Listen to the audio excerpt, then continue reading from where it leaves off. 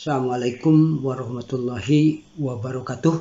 Baik, pada malam hari ini kita akan bahas bagaimana membuat sebuah perencanaan yang baik.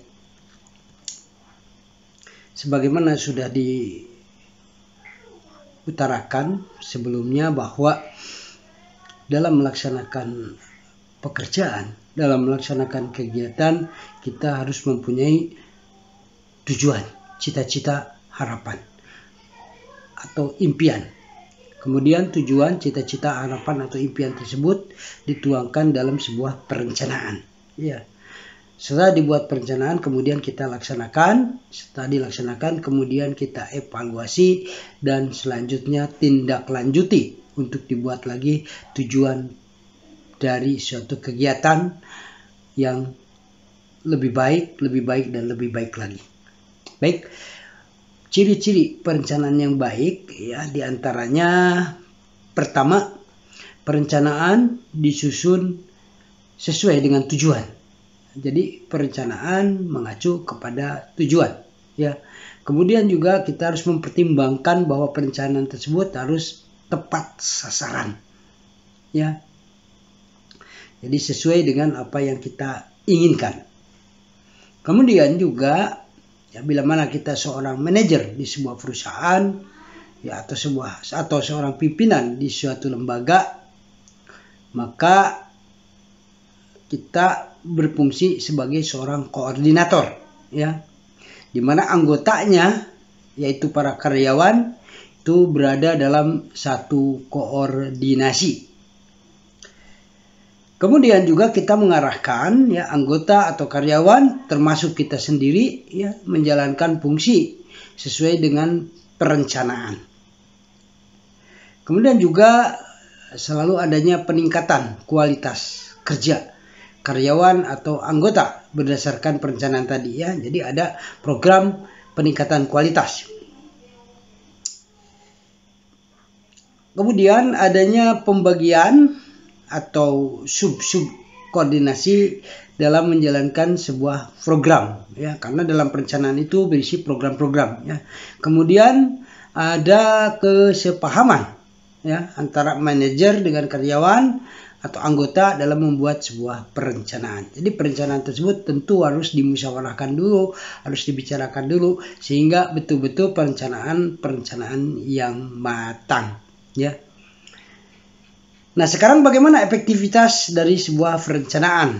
Ya, perencanaan yang baik dan efektif akan berjalan baik ya atau tidaknya menurut Judge R. Terry ini dapat diketahui melalui pertanyaan-pertanyaan dasar tentang perencanaan, yaitu kalau kita ambil singkatnya saja menggunakan pola 5W tambah 1H.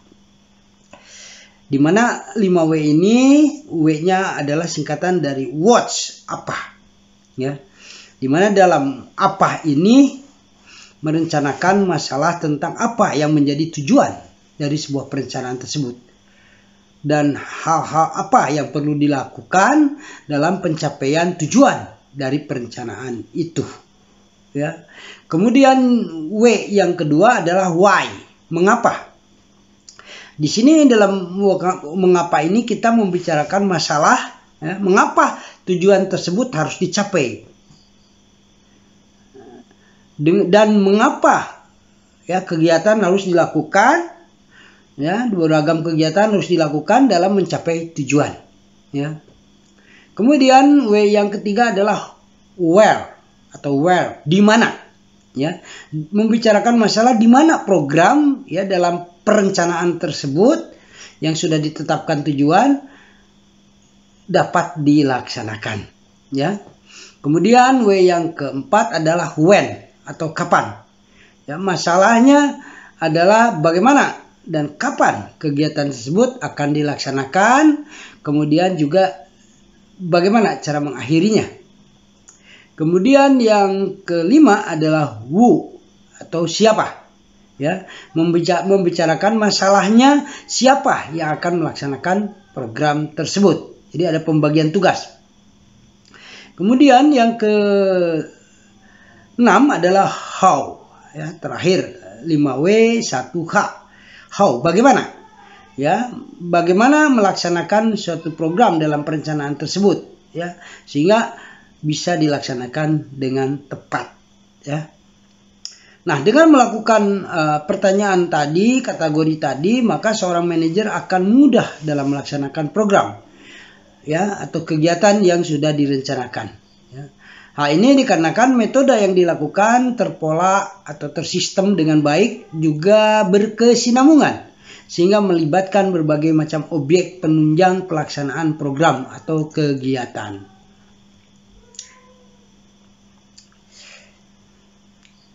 Di lain hal, sebuah perencanaan yang baik dan efektif haruslah memenuhi kriteria-kriteria. Yang pertama adalah logis dan rasional, ya. Artinya dirumuskan perencanaan tersebut dapat diterima oleh akal, ya. Oleh karena itu perencanaan tersebut bisa dijalankan. Artinya logis, ya, mungkin bisa dilaksanakan, ya, sesuai dengan kemampuan yang kita miliki. Kemudian komprehensif, ya, artinya menyeluruh atau mengakomodir semua aspek-aspek yang terkait langsung terhadap program, ya.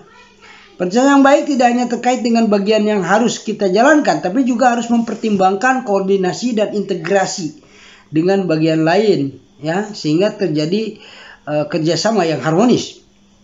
Kemudian yang ketiga adalah fleksibilitas, ya.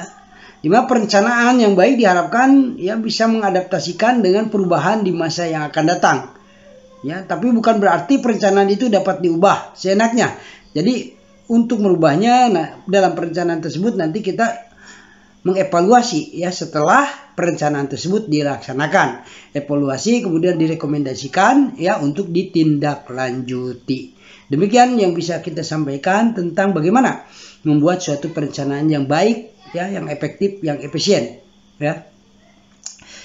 Kesimpulannya, perencanaan, ya, harus dibuat dengan matang, ya, dalam suatu perusahaan atau dalam suatu lembaga, ya, dengan menjunjung tinggi, dengan selalu melaksanakan musyawarah, sehingga dengan perencanaan tersebut, ya, perencanaan yang dibuat menjadi komitmen bersama. Kemudian juga ada pembagian tugas yang jelas, ya, pembagian tugas yang terkoordinasi dengan baik, ya, sehingga terjadi kerjasama yang harmonis. Kemudian juga berisi program-program kerja yang terstruktur dan tepat sasaran, ya. Dimana dalam program-program kerja yang ada dalam perencanaan diharapkan logis dan rasional, artinya sesuai dengan akal kita, ya, sesuai dengan kemampuan yang kita miliki, sehingga betul-betul bisa dilaksanakan dengan baik. Kemudian komprehensif, artinya terintegral, ya, semuanya dapat dilaksanakan dengan koordinasi yang baik. Yang ketiga adalah fleksibilitas, ya. Jadi fleksibilitas bila mana keadaan memaksa perencanaan itu untuk berubah, ya, pada waktu itu juga dirubah, tetapi juga tentu dengan melalui tahapan pelaksanaan dan evaluasi untuk ditindaklanjuti menjadi perencanaan yang lebih baik. Demikian, wallahu muwaffiq ila aqwamit thoriq. Wassalamualaikum warahmatullahi wabarakatuh.